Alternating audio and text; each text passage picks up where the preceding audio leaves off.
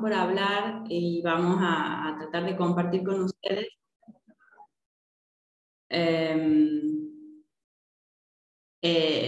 los criterios diagnósticos y los tratamientos de la enfermedad de Alzheimer, que seguramente todos los que están presentes en la clase de hoy han escuchado hablar acerca de esto, y es la enfermedad neurodegenerativa más conocida, más hablada, y tiene que ver justamente con la prevalencia de esta patología en la población. ¿Sí? Como ya hemos venido conversando en las otras clases, en estos últimos años, en estos últimos 30 años, los cambios en nuestra forma de organizar nuestra vida cotidiana, la injerencia de las nuevas tecnologías y el avance de la ciencia ha hecho que la distribución demográfica de la población y la distribución etaria de la población vaya cambiando. Actualmente la esperanza de vida y la expectativa de vida es mayor que años anteriores, y esto ha traído, como ya sabemos, la aparición por un lado de enfermedades que tienen que ver justamente con la tercera edad, con el envejecimiento, y por otro lado todo el esfuerzo de la ciencia, de las investigaciones y de las políticas de salud para poder dar respuesta a estas enfermedades en la población envejecida. El Alzheimer forma parte de una de estas enfermedades, las enfermedades propias del envejecimiento. ¿Sí? Entonces, por eso consideramos que es sumamente importante que tanto la población general como los profesionales de la salud, y puntualmente los profesionales de la salud mental, conozcamos con precisión acerca de los, por un lado, indicadores de riesgo de padecer esta patología en el adulto mayor, y por otro lado, cuáles son los signos clínicos iniciales para poder alertarnos de la presencia de la enfermedad.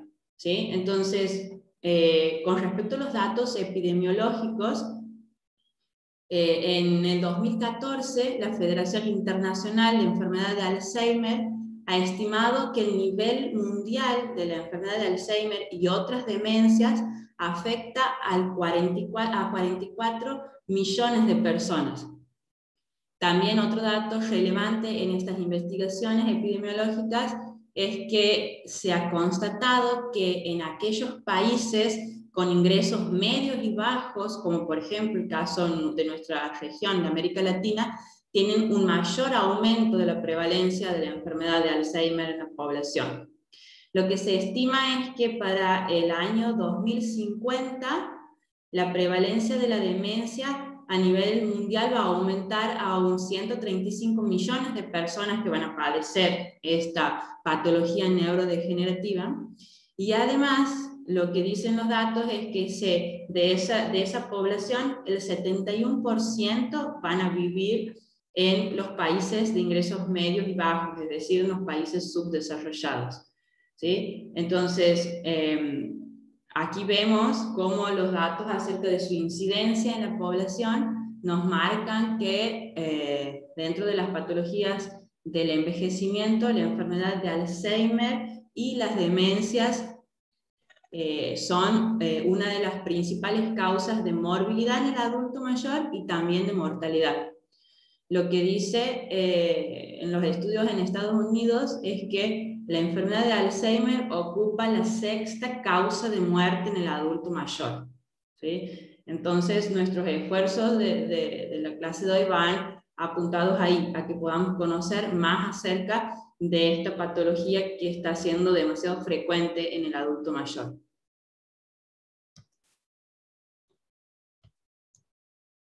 Bien. Vamos a definir conceptualmente de qué se trata esta patología neurodegenerativa. La CIE-10, que es un manual que corresponde a la Organización Mundial de la Salud, la define como una patología neurodegenerativa primaria de etiología desconocida y con características neuropatológicas y neuroquímicas propias. La enfermedad de Alzheimer es un trastorno neurológico cognoscitivo que provoca las muertes de las células nerviosas del cerebro, causando un déficit en la memoria como uno de los síntomas más tempranos y pronunciados. Vamos a reconocer y diferenciar que la enfermedad de Alzheimer es un trastorno degenerativo que va a generar cambios en la memoria y en otras funciones, como habíamos dicho, cognitivas, y también en el comportamiento de la persona. Por lo tanto, no lo consideramos una enfermedad mental, sino una enfermedad neurológica, ¿sí? Porque ya vamos a ir, en medida de que avanza la clase, vamos a ir viendo cuáles son los componentes neuropatológicos, es decir, qué áreas del cerebro están implicadas en estos procesos neurodegenerativos. Por otro lado, las funciones cognitivas alteradas y las características de la personalidad y estado de ánimo que también se ven afectadas en la enfermedad de Alzheimer. Vamos a iniciar con esta definición propuesta por el CIE-10, pero vamos a ir viendo a lo largo de la clase cómo la situación y el diagnóstico y pronóstico y evolución de esta enfermedad no es tan claro, no es tan homogéneo, no es tan sencillo como al parecer en esta definición se lo muestra, ¿no? Bien, la neuropatología de la enfermedad de Alzheimer implica, por un lado, no solo la muerte de las neuronas, no es precisamente que mueren neuronas, sino que empiezan a perderse las conexiones neuronales. Es decir, los axones y las dendritas de esas neuronas empiezan a sufrir un proceso neurodegenerativo. Nosotros ya habíamos hablado un poco de esto en la primera clase, sobre el envejecimiento patológico, y decíamos que el envejecimiento patológico no se caracteriza tanto por la muerte de las neuronas, sino por una disfunción morfológica y funcional en las conexiones neuronales, es decir, en los axones. El cerebro de la persona que padece Alzheimer o que padece algún tipo de enfermedad neurodegenerativa va perdiendo la capacidad de conectar sus neuronas. Nosotros sabemos que la funcionalidad y la eficacia del funcionamiento de nuestro cerebro y de nuestras funciones cognitivas dependen de estas neuronas funcionando en red, es decir, funcionando conectadas unas a otras. Esto es lo que pasa en las patologías neurodegenerativas. Esas conexiones se ven afectadas a nivel estructural y a nivel funcional. También se caracteriza la enfermedad de Alzheimer por un síndrome de desconexión cortical en el que las vías córtico-corticales pierden gradualmente su integridad morfológica y funcional. Esto quiere decir que el daño inicia en áreas subcorticales de nuestro cerebro y justamente porque se ven afectadas las terminaciones neuronales asciende esta muerte, esta disfunción de la neurona hacia las áreas corticales que están hacia la superficie de nuestro cerebro. Las lesiones neurofibrilantes evolucionan desde el sistema límbico hasta las áreas corticales primarias. Es decir, la afección inicia en la parte más antigua de nuestro cerebro, hablando en la evolución filogenética de este órgano, y luego va ascendiendo hacia regiones más nuevas y especializadas de nuestro encéfalo. Las placas seniles corticales están inervadas por axones procedentes de los núcleos catecolaminérgicos y coloninérgicos. ¿Qué quiere decir esto y qué es lo importante de estos dos núcleos? Justamente los núcleos catecolaminérgicos y coloninérgicos son los que se encargan, las neuronas que se encargan de la segregación de los neurotransmisores implicados en el funcionamiento cognitivo. Es decir, las placas seniles afectan a esos núcleos que segregan, por un lado, acetilcolina y por otro lado, adrenalina, noradrenalina y dopamina. Estos neurotransmisores, un poquito los habíamos mencionado en la clase pasada, intervienen en todos los procesos cognitivos que hacen que nosotros podamos desempeñarnos de manera funcional en nuestra vida cotidiana. Atención, memoria, concentración, lenguaje, planificación, nivel de alerta de nuestra conciencia. Lo que ocurre en la enfermedad de Alzheimer es que primariamente lo que se afectan son los núcleos que segregan acetilcolina, y la acetilcolina es un neurotransmisor muy implicado en los procesos de memoria. A medida que avanza la enfermedad neurodegenerativa, en el paciente comienza a evidenciarse otros síntomas como la excitabilidad motriz, como una conducta desafiante, una conducta desinhibida, fuera del lugar, y eso ya tiene que ver con que los núcleos que segregan dopamina, noradrenalina y adrenalina se ven implicados, ¿sí? Entonces, como podemos ver, la razón de los problemas neurocognitivos por un lado y los problemas conductuales o del estado de ánimo que atraviesa la persona que padece la enfermedad de Alzheimer tienen que ver con la afectación estructural de estas áreas, ¿sí? Por eso hablamos de una enfermedad neurológica y no de una enfermedad mental. Y aquí vamos a hablar un poquito acerca de los factores vasculares y la enfermedad de Alzheimer. Inicialmente habíamos definido la enfermedad de Alzheimer como una enfermedad neurodegenerativa que afecta a la memoria. Los diferentes estudios con poblaciones clínicas y con grupos de control de personas mayores, de adultos mayores, lo que he podido constatar es que en realidad esta clasificación o esta diferenciación entre la enfermedad de Alzheimer propiamente dicha y las enfermedades vasculares y las demencias vasculares no es tan clara. No es sencillo clasificar a las demencias en ese sentido. La enfermedad de Alzheimer no siempre se presenta con el cuadro característico de la demencia.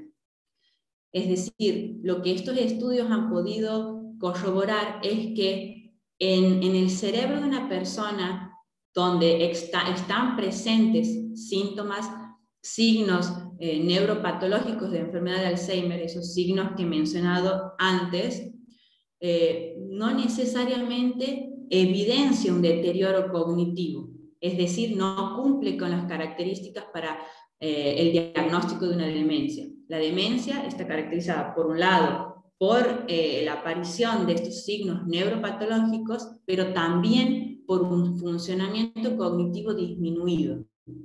Lo que observaban en estas investigaciones es que el cerebro de algunas personas que estaban diagnosticadas de la enfermedad de Alzheimer no tenían un funcionamiento cognitivo disminuido, no tenían afección en su vida cotidiana, por lo tanto no estaban atravesando por un proceso de demencia.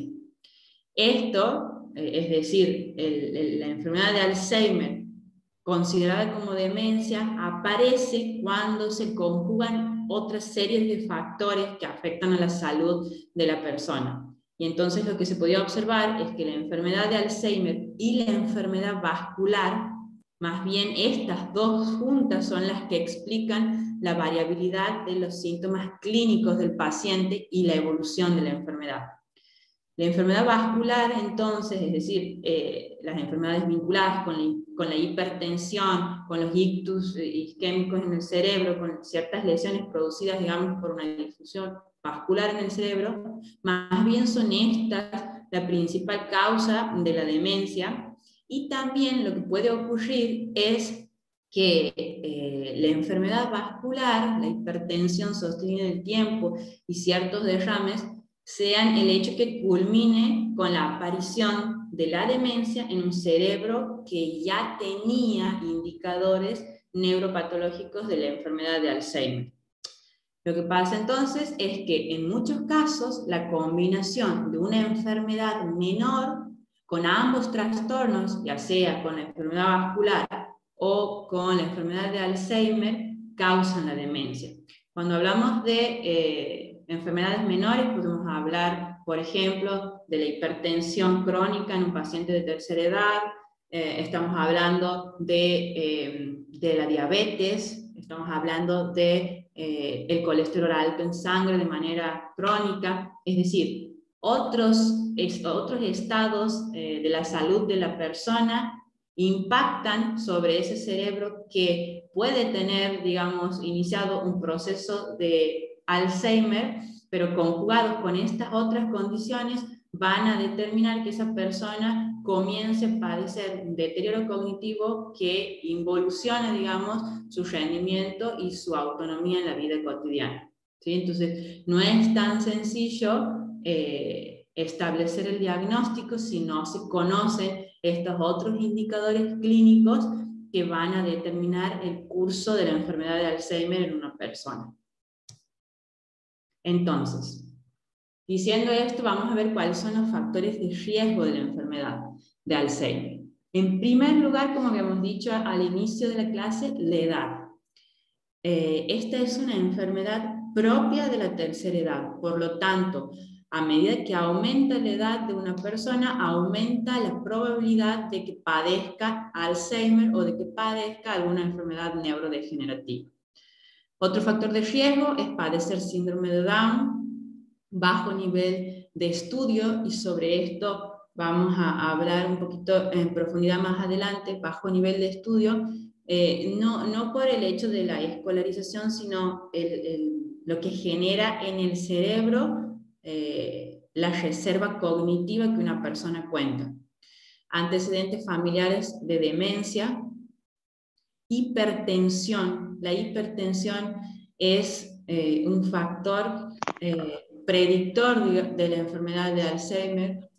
Lo que se ha podido observar es que en estudios longitudinales, es decir, en estudios de seguimiento de las mismas personas, se ha observado que la presión arterial elevada precedía en un 10 a un 15%, precedía en un 10 a un 15 de años el inicio de la enfermedad de Alzheimer. Es decir, 15 años antes de que apareciera la enfermedad de Alzheimer, es decir, los signos neuropatológicos, la hipertensión, digamos, aumenta la incidencia de que se transforme en esto. Otro factor de riesgo importante, como había mencionado antes, es el colesterol en sangre.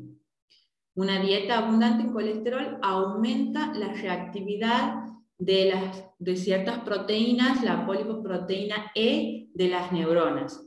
Justamente en la neuropatología de la enfermedad de Alzheimer, esta proteína es la que está implicada en las placas seniles que se forman en el cerebro de una persona que padece la enfermedad de Alzheimer. Por lo tanto, niveles de colesterol altos de manera crónica en la sangre de una persona es un factor de riesgo muy importante para el desarrollo de esta enfermedad. La diabetes mellitus también. Lo que se ha observado en los estudios longitudinales es que en seguimiento de 2 años, padecer esta enfermedad doblaba el riesgo de la incidencia de enfermedad de Alzheimer. Es decir, la persona que tenía diabetes tenía el doble de probabilidades de una que no la tiene de padecer una enfermedad de Alzheimer en un periodo de 2 años. El estilo de vida y el estrés psicológico también forman parte de estos factores de riesgo, y lo que se observaba en los estudios, en las investigaciones con la población clínica, es que acontecimientos traumáticos precoces en las vidas de las personas de su primera infancia o adolescencia se asociaban con mayor ocurrencia, por un lado, de hipertensión arterial y por otro lado, mayor incidencia de la enfermedad de Alzheimer. Y esto tiene que ver un poco con lo que nosotros conversábamos la semana pasada en la clase, y es lo que produce el estrés crónico a nivel metabólico de una persona, no solo a nivel de su cerebro, sino a nivel del funcionamiento de otros sistemas, ¿no? El funcionamiento alterado del metabolismo de ciertas sustancias y hormonas de nuestro cuerpo afectan o generan, digamos, el campo propicio para que ese cerebro empiece procesos neuroinflamatorios que están implicados en los procesos neurodegenerativos. Por lo tanto, vemos que aquí importa y es fundamental para el cuidado o en la evolución, digamos, de las enfermedades neurodegenerativas, el estilo de vida que lleva una persona. Entonces, habiendo mencionado estos factores de riesgo, vemos que la enfermedad de Alzheimer propiamente dicha y entendida como una demencia, es decir, entendida como esta enfermedad con ciertos signos neuropatológicos en el cerebro por un lado y cierto deterioro cognitivo, es el resultado de la concurrencia de otras situaciones y de otras sintomatologías y enfermedades que padece esa persona. Por ejemplo, la enfermedad cerebrovascular, otras enfermedades propias de la vejez y un cerebro con una estructura que ha empezado a sufrir un proceso neurodegenerativo en ciertas áreas. Bien, ahora vamos a ver algo bien importante que tiene que ver con los síntomas neuropsiquiátricos de la enfermedad de Alzheimer. Ya habíamos mencionado inicialmente cuando definíamos qué era la enfermedad de Alzheimer, que además de los problemas que pueden evidenciarse en la memoria y en el funcionamiento cognitivo de una persona, nosotros también observamos en estos pacientes problemas en su conducta, problemas en su estado de ánimo, y esto no tiene que ver con una condición psiquiátrica simplemente, tampoco con una condición psicológica, sino con que el proceso neurodegenerativo afecta las áreas que regulan nuestro estado de ánimo. Lo que se observa es que aparecen síntomas relacionados con el estado de ánimo como la disforia, es decir, la depresión y la ansiedad. También aparecen síntomas de apatía, agitación, desinhibición de la conducta, un comportamiento fuera de lugar, un comportamiento aberrante, lo cual impacta de manera directa en la condición de vida, en la calidad de vida del paciente, de la persona que lo padece, pero también de su familia y de sus cuidadores. Entonces, a la hora de recibir o de observar a un paciente que pudiera, del cual sospechamos la enfermedad de Alzheimer o que padece alguno de estos síntomas que acabo de mencionar y forma parte de la población de la tercera edad, necesitamos estudiar de manera exhaustiva y analítica estos síntomas neuropsiquiátricos que estaba mencionando, porque van a estar implicados y van a otorgarle valor, por un lado, a un diagnóstico diferencial. Estamos ante una enfermedad mental o estamos ante una enfermedad neurodegenerativa, y por otro lado nos va a permitir generar estrategias de intervención que estén ajustadas a las necesidades de esa persona, ¿sí? Entonces, lo que se sabe y los estudios han mostrado es que estos síntomas anímicos permiten identificar a los pacientes en fases prodrómicas de la enfermedad de Alzheimer, en fases en las que todavía no hay deterioro cognitivo, todavía no hay disfunción en la vida cotidiana. Por eso la importancia de poder estudiar la etiología de estos síntomas anímicos en las personas de tercera edad. ¿Qué es lo que las investigaciones dicen? En las primeras fases de una enfermedad de Alzheimer, los principales síntomas del estado de ánimo que aparecen son la ansiedad y la disforia.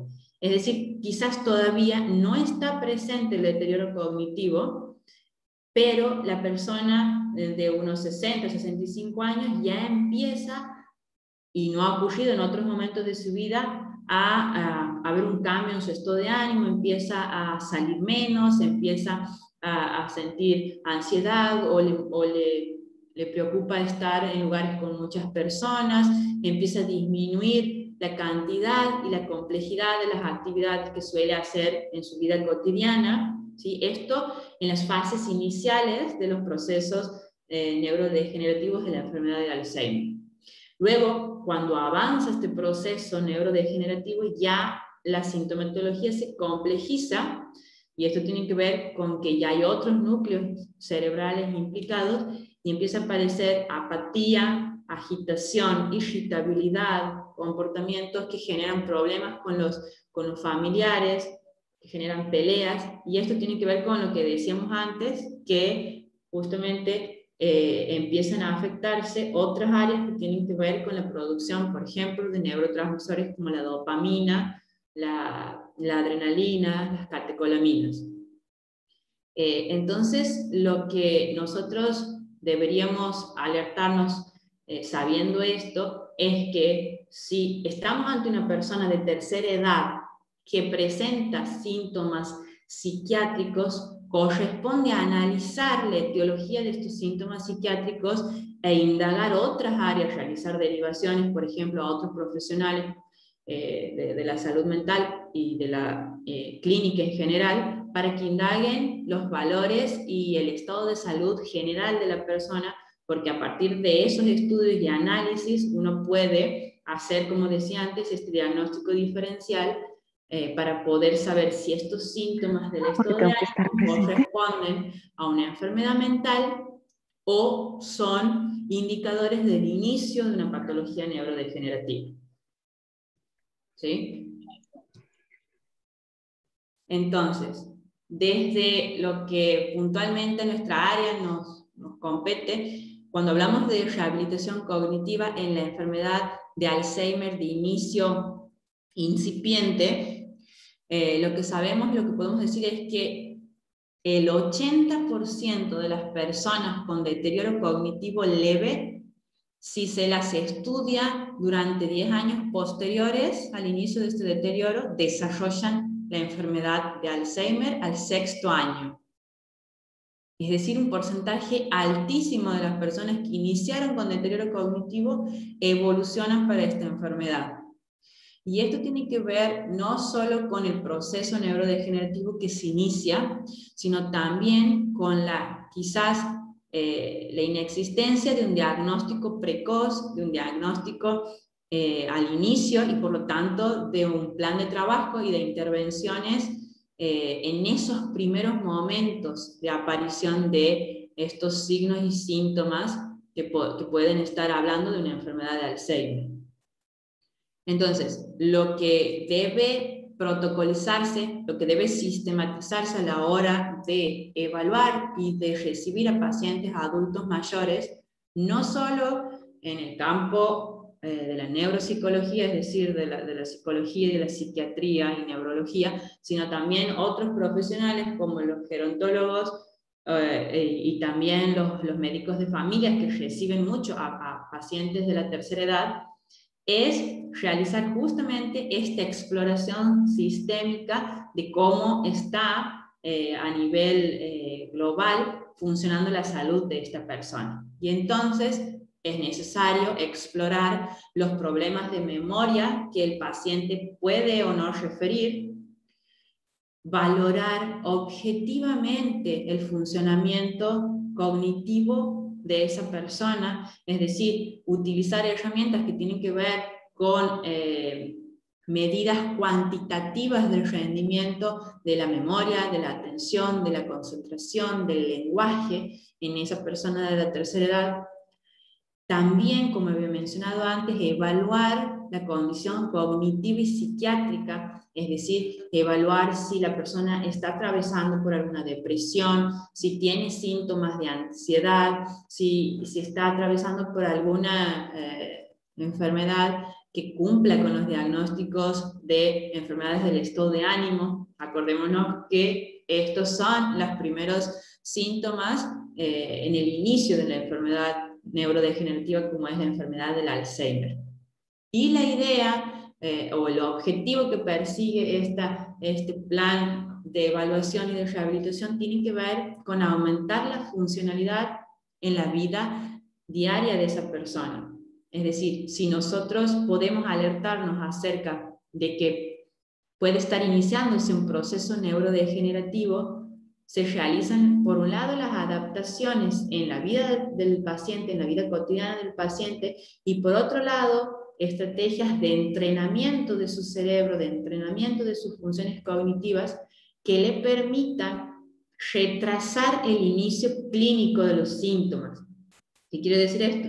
Retrasar el inicio de problemas severos de memoria, de la pérdida, digamos, de su identidad, de la pérdida de la funcionalidad y de la autonomía en las tareas de la casa. Entonces, esto es lo importante de poder sistematizar los procesos de evaluaciones. Actuar antes de que la enfermedad de Alzheimer inhabilite a la persona para poder llevar adelante su vida cotidiana. Entonces, las características neuropsicológicas en la enfermedad de Alzheimer de inicio precoz, la primera fase de la enfermedad de Alzheimer, estudiando, como había dicho antes, cuál era su rendimiento cognitivo de los pacientes que estaban diagnosticados, lo que podía observarse es que existía un patrón típico, es decir, cognitivamente, su memoria, su atención, funcionaba de una manera similar. Lo que ocurría era que la mayoría presentan déficit en la memoria episódica, es decir, en esa memoria autobiográfica, en la memoria que nos permite poder narrar y evocar los diferentes momentos de nuestra vida. La mayoría de estas personas padecen déficit en la memoria episódica en la enfermedad de Alzheimer de inicio, en los primeros momentos de la enfermedad. Posteriormente ya se ven afectadas áreas de la atención, el lenguaje, la memoria semántica y la capacidad visoespacial. Sin embargo, también se observaba que había otro grupo de pacientes que presentaban un perfil atípico, es decir, en los estadios iniciales de la enfermedad no había falla en la memoria propiamente dicho, sino quizás fallas en el lenguaje a fase progresiva, es decir, la fase tiene que ver con una patología neurodegenerativa que afecta al lenguaje, disfunción visual progresiva, y esto tiene que ver con lo que decía al principio, y es que la sintomatología y los signos clínicos de la enfermedad de Alzheimer dependen de la coocurrencia de otras enfermedades, por ejemplo, de la enfermedad vascular, de la enfermedad cerebrovascular. Y entonces, de la conjugación de estas dos condiciones, es decir, un cerebro que tiene signos de Alzheimer, pero también una persona que padece hipertensión, que quizás tiene ciertos accidentes cerebrovasculares que no han sido diagnosticados, eso va a ir dando lugar a ciertos síntomas en el funcionamiento cognitivo de esa persona. Y aquí hay un dato muy importante que yo les mencionaba al inicio, y es que uno de los factores de riesgo es el nivel de escolaridad de una persona. ¿En qué sentido?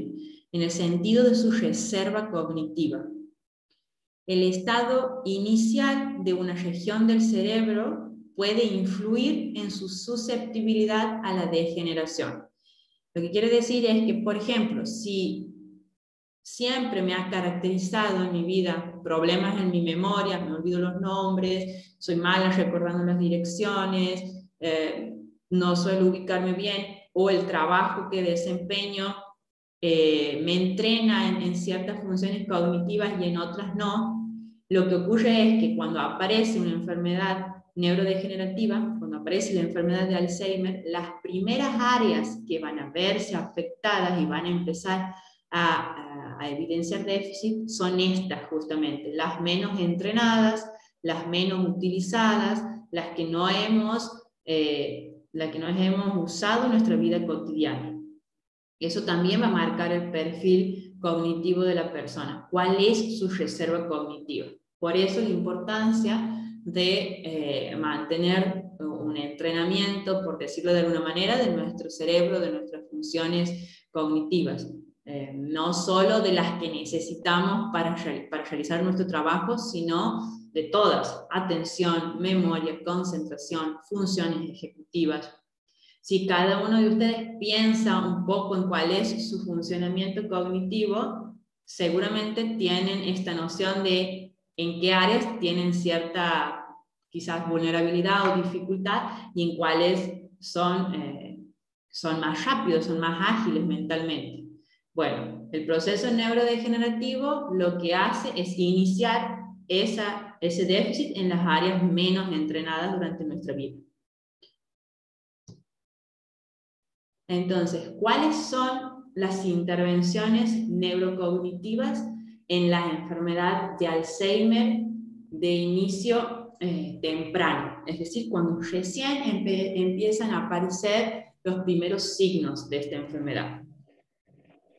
Lo que dicen, volvemos a los estudios estos que han podido observar y realizar una serie de análisis químicos, bioquímicos y de imagen a estas personas adultas mayores, es que las actividades de esparcimiento, es decir, aquellas actividades que consideramos actividades de ocio, que la persona disfruta hacerlas, que siente placer al hacerlas, disminuyen en un 38% el riesgo de evolución a demencia. Es decir, las personas con deterioro cognitivo leve, que en su vida se han caracterizado por hacer deporte, por practicar algún tipo de hobby, por tener actividades de ocio de manera recurrente en su vida, no, en un 38% no evolucionan a un cuadro de demencia como es la enfermedad de Alzheimer. ¿Sí? Aquí, si recordamos un poquito lo que habíamos mencionado antes como factores de riesgo, esto del estilo de vida y el estrés psicológico, nosotros sabemos desde el campo de la psicología, veo que en los participantes de esta clase hay muchos que forman parte, digamos, de la psicología. Justamente el trabajo sobre la regulación de nuestras emociones, sobre la regulación del estrés, impacta de manera positiva en el riesgo de la persona de padecer la enfermedad neurodegenerativa. Las actividades de esparcimiento disminuyen el estrés psicológico, por lo tanto, disminuyen ese factor de riesgo en la persona de la tercera edad.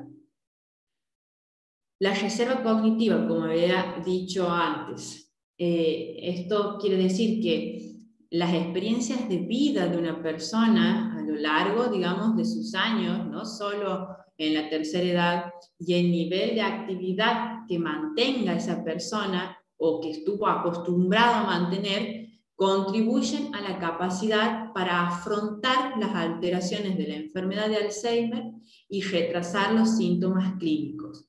¿Qué quiere decir? Esto quiere decir lo que antes mencionaba y lo que observaban los estudios de sus cerebros de personas que ya habían fallecido, es que la persona podía tener los indicadores, los signos neuropatológicos de Alzheimer, pero el estilo de vida había llevado a que esas personas, por mantener una vida activa, con experiencias positivas, con experiencias reparadoras, no han manifestado síntomas de deterioro cognitivo. ¿Sí? Entonces, veamos qué importante es la forma en que organizamos nuestra vida, el tiempo que le dedicamos para ocuparnos de nuestra salud, tanto emocional como física, cómo esto puede funcionar como un factor que nos protege para esta enfermedad o bien como un factor que nos vuelve más vulnerable a desarrollar. Entonces, el objetivo de las intervenciones neurocognitivas apuntan a mejorar el funcionamiento cognitivo, es decir, el funcionamiento de la atención, de la memoria, de las funciones ejecutivas, con estrategias, por un lado, de reorganización, otras de facilitación y organización externa de la vida del paciente. ¿A qué refiere esto? Durante la evaluación de una persona con enfermedad de Alzheimer, uno, como hemos dicho antes, utiliza instrumentos estandarizados y específicos para valorar el funcionamiento cognitivo y entonces puede identificar con claridad qué áreas de ese funcionamiento están conservadas y qué áreas están alteradas. Y en base a esto es que se generan estrategias que a lo que apuntan es aquellas áreas que están conservadas, se las reorganiza y se las entrena para poder suplir las que están afectadas. Por ejemplo, si está afectada la memoria, ¿cuál fase de la memoria está más afectada? ¿O qué tipo de memoria, la episódica, la semántica, qué tipo de memoria está afectada en esa persona? y cuál no, y entonces sabiendo cuál no, lo utilizamos como un recurso terapéutico para compensar las que están en déficit.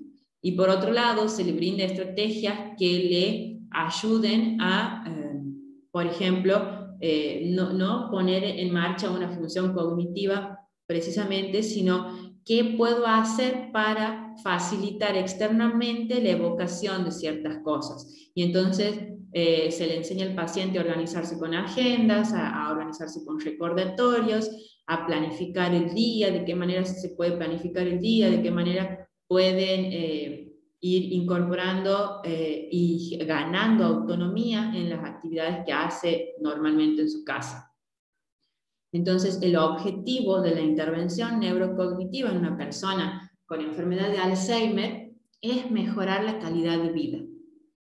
No buscamos mejorar el rendimiento cognitivo evidenciado en un test porque estamos ante una enfermedad neurodegenerativa. Por lo tanto, hay una situación patológica neurodegenerativa en su cerebro que implica la disfunción en esas conexiones neuronales. Por lo tanto, lo que va a pasar es que probablemente en las pruebas, si comienzo a evaluarlo de manera frecuente en determinados lapsos de tiempo, lo que voy a observar es que en realidad sus funciones cognitivas van a ir disminuyendo progresivamente. Eso se va a atestiguar en las pruebas psicométricas. Pero con las intervenciones neurocognitivas y las intervenciones terapéuticas, nosotros lo que podemos hacer es mejorar la funcionalidad de esa persona en su vida cotidiana.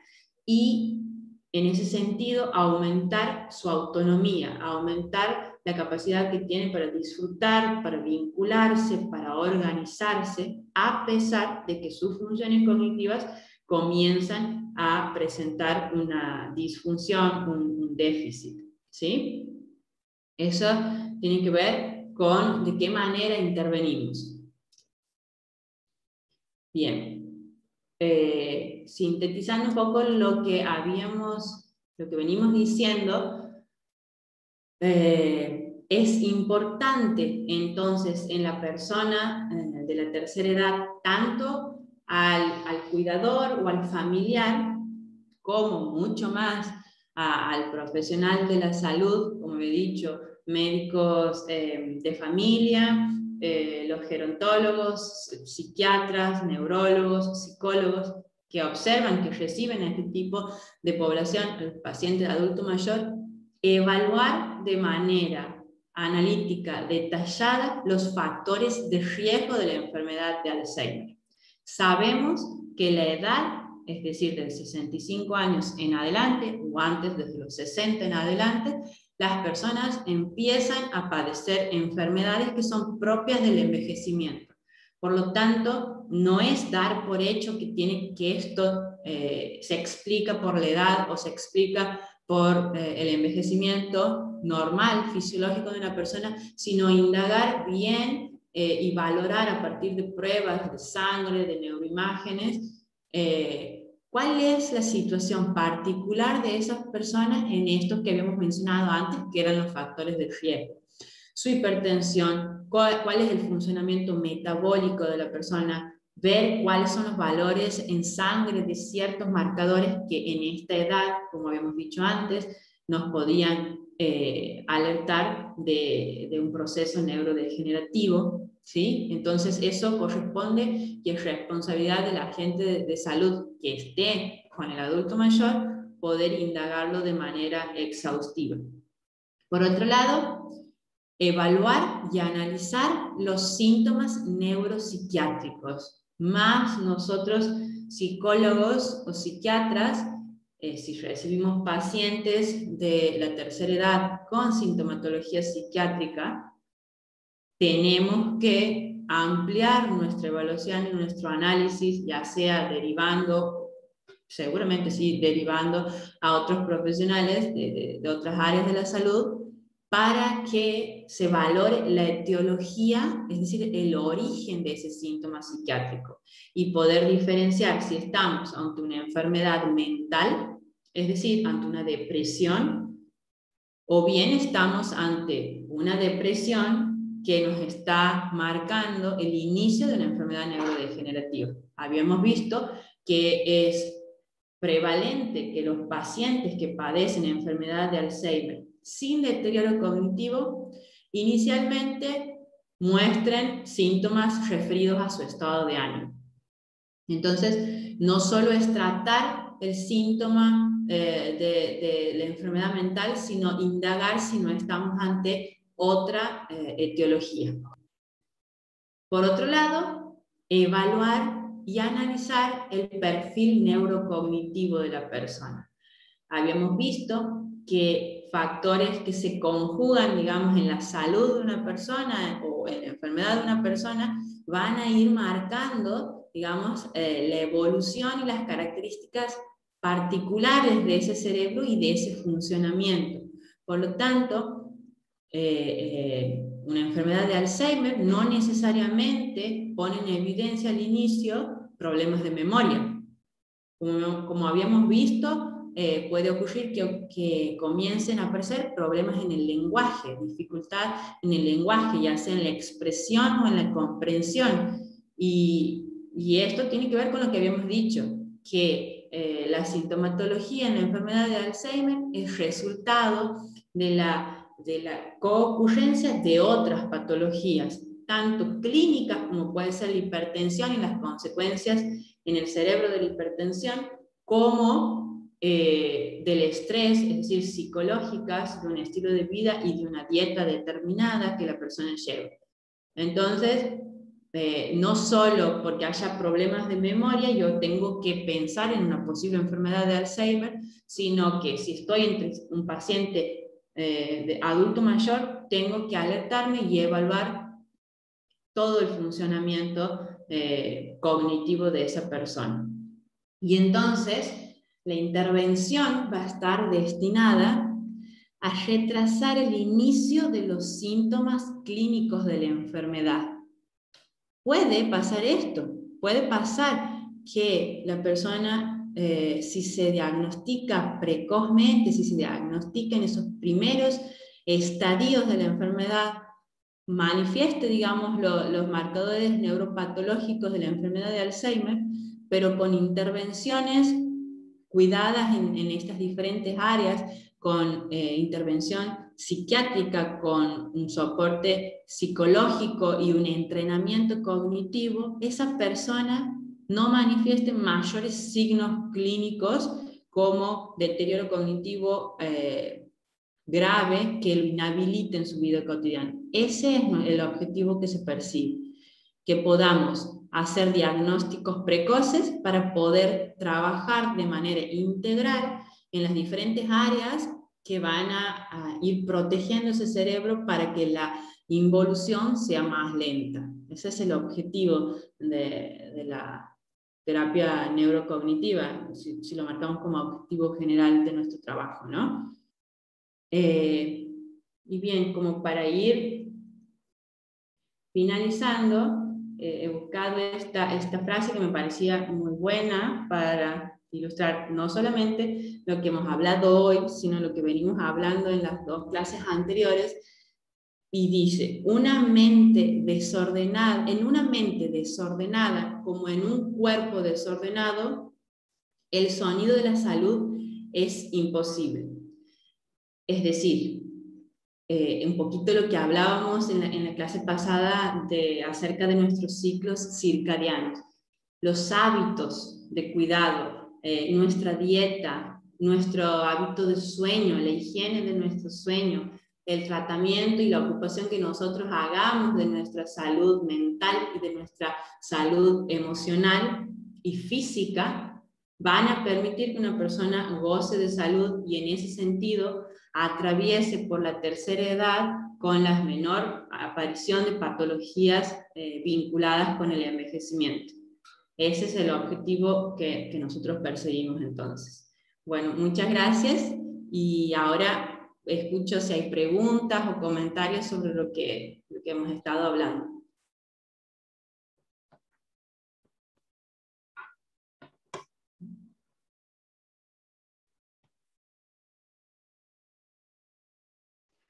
Profesora, ¿qué tal? Buenos días. La Buenos verdad, para días. mí es la primera vez que participo y es muy interesante escuchar todo lo referido al Alzheimer. La verdad, desconocía muchas cosas y resalto mucho la importancia de de estos primeros síntomas que uno por ahí cree que el Alzheimer aparece de repente y la persona pierde automáticamente la memoria. Qué importante lo que usted acaba de informarnos, digamos, de que no es así, de que muchas veces aparecen otros síntomas antes que la pérdida de memoria. Eso es la verdad es muy importante y con lo que me quedo yo de algo que no sabía.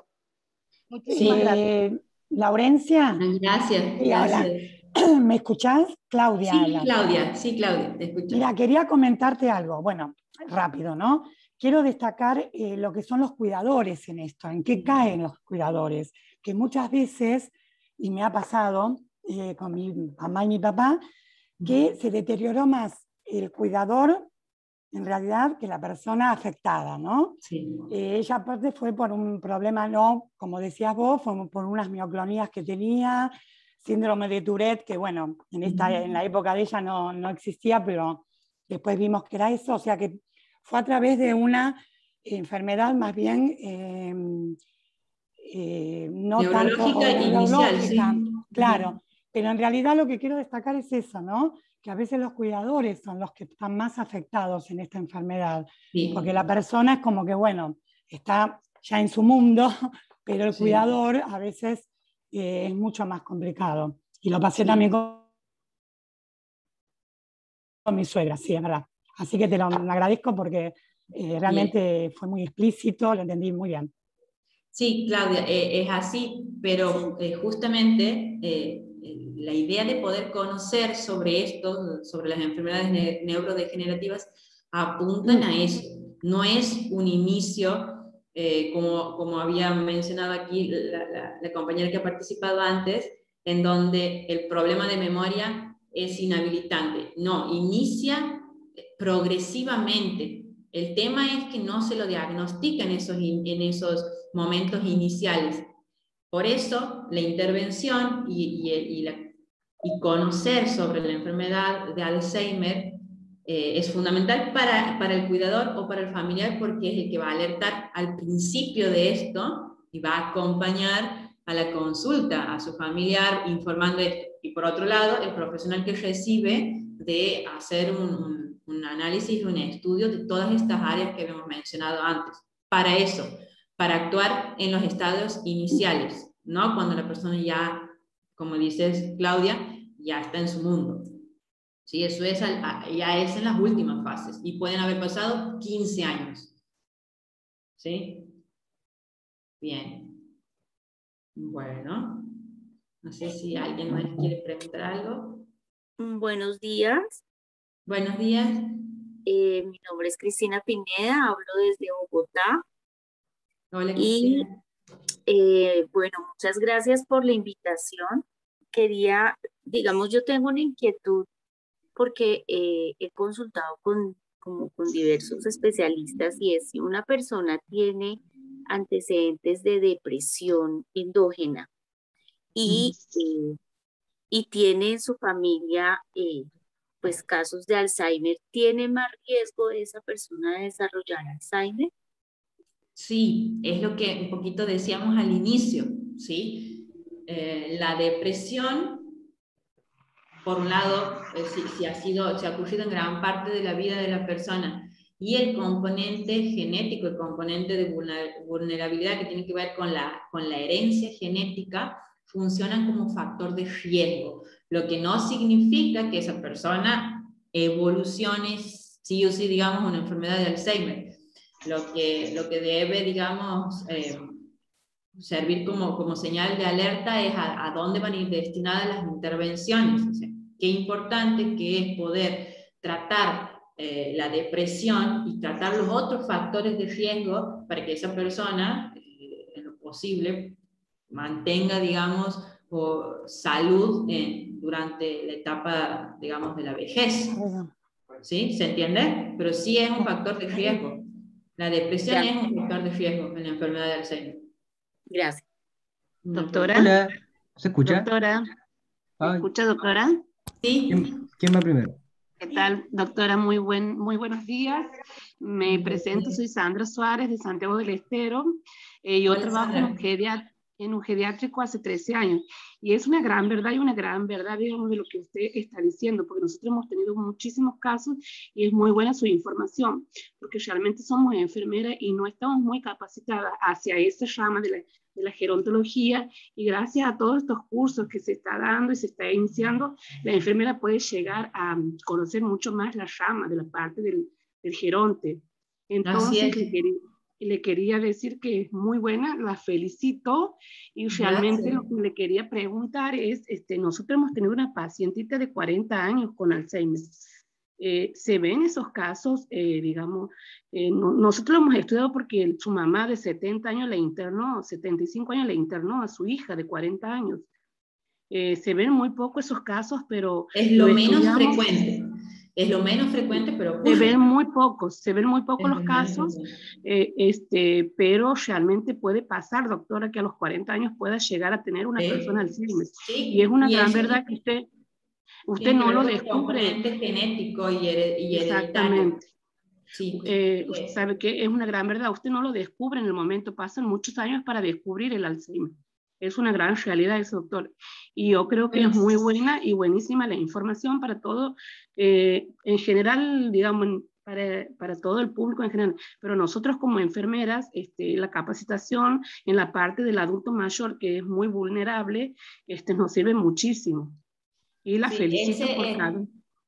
Gracias, Sandra. Justamente es el objetivo de terapia neurocognitiva. Nuestro objetivo es poder dar a conocer a la población en general acerca de las patologías neurodegenerativas para propiciar estas intervenciones iniciales, ¿sí? Ese es el objetivo de nuestras clases.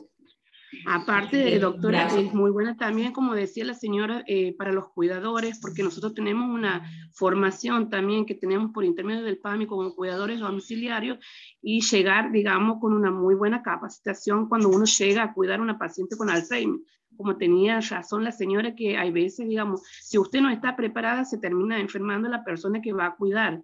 Pero si usted se está preparando para cuidar a una paciente con Alzheimer, es mucho más fácil tratarle y cuidarle a la paciente o al paciente. Así es. Gracias, Sandra. Muchísimas gracias, doctora. Hola, una pregunta, ¿se escucha? Sí, se escucha. Yo tengo una pregunta en base a justamente lo que abordó la dama recién, y es que la psicoeducación, cuando ya el caso del Alzheimer ya está iniciado y no está como en una fase inicial, ¿desde qué perspectiva se aborda con la familia? Porque yo me imagino que debe ser como una intervención casi sistémica donde se hace una derivación y un trabajo profesional integral y en conjunto. Pero una vez que ya empieza la sintomatología y se está manifestando, ¿desde qué arista o qué elementos sería bueno considerar para una psicoeducación bien hecha y no se terminen deteriorando las dos partes? Bien, eso es bien importante lo que dice, porque justamente dar un diagnóstico de esta naturaleza genera un impacto importantísimo, angustiante, doloroso en el paciente y en la familia.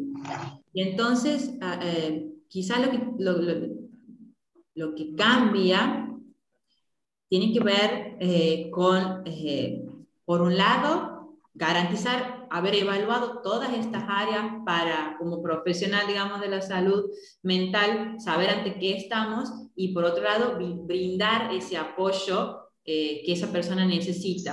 Aunque no cumpla con el criterio diagnóstico para una enfermedad de Alzheimer en tanto demencia, pero sí planificar un tratamiento destinado a trabajar esto si es que el profesional ha podido evidenciar factores de riesgo o algunos indicios iniciales de la enfermedad. Porque lo que puede pasar es que no se cumplan con los criterios diagnósticos para enfermedad de Alzheimer en tanto demencia, pero luego de las evaluaciones se pueden observar algunos signos que, si esperamos y lo observamos en un lapso de tiempo, 2, 3 años, 4 años, y así esa persona evolucione con la enfermedad de Alzheimer.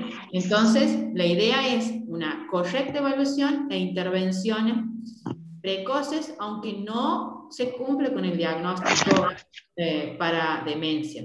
¿Se entiende? Sí, y por ejemplo, para poder hacer un buen diagnóstico, ¿qué test psicométricos? Porque me imagino que deben ser psicométricos para poder cuantificar el estado de la persona. ¿Qué test psicométrico recomendaría para poder establecer estos criterios de diagnóstico? Son muchos, hay una gran oferta de test psicométricos, y bueno, y ya extenderíamos, digamos, la clase de hoy si, digamos, para poder hablar sobre eso necesitaríamos más tiempo y no poder, y no perder, digamos, la importancia de lo que estás preguntando. Entonces, lo que vamos a hacer es anotarlo y podríamos trabajarlo en otra de las clases que tenemos programadas una vez por semana, ¿sí? Porque contamos con una batería, o sea, con gran ofertas y muchas baterías destinadas a esas evaluaciones. Pero bueno, vamos a anotar eso y podemos destinar una clase para trabajar puntualmente sobre los instrumentos que podemos usar para la rehabilitación cognitiva. ¿Sí? Muchas gracias.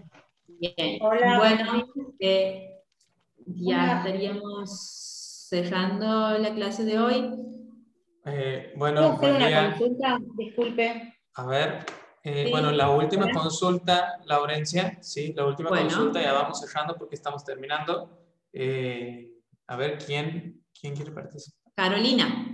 Bueno, ¿cómo Carolina, va? a ver. Hola, Carolina. Una consulta, doctora. Las personas con síndrome de Down, ¿no?, que hizo referencia en uno de los puntos, ¿en qué edad uno tiene que estar atento con las conductas o algunas fases que puedan aparecer? ¿Es igual a los 60 años, como usted dice en algunos casos? ¿En el síndrome de Down, preguntas? Sí, síndrome de Down. No, y nosotros sabemos que la expectativa de vida en las personas que padecen síndrome de Down es menor, ¿no? Por lo tanto, estas evaluaciones ocurren antes.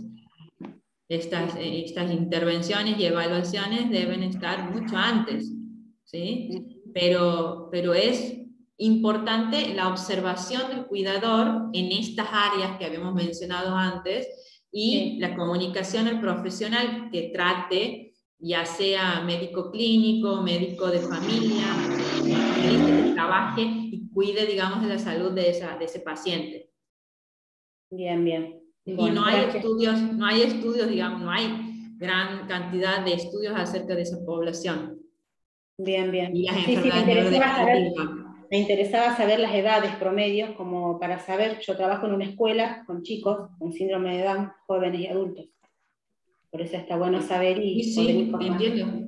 Sí, y bueno, ahí estamos con esto que nos mueve, ¿no? A generar más investigaciones sobre esto que ocurre y que se muestra de manera diferente de acuerdo a cada población, en este caso las personas que padecen síndrome de Down.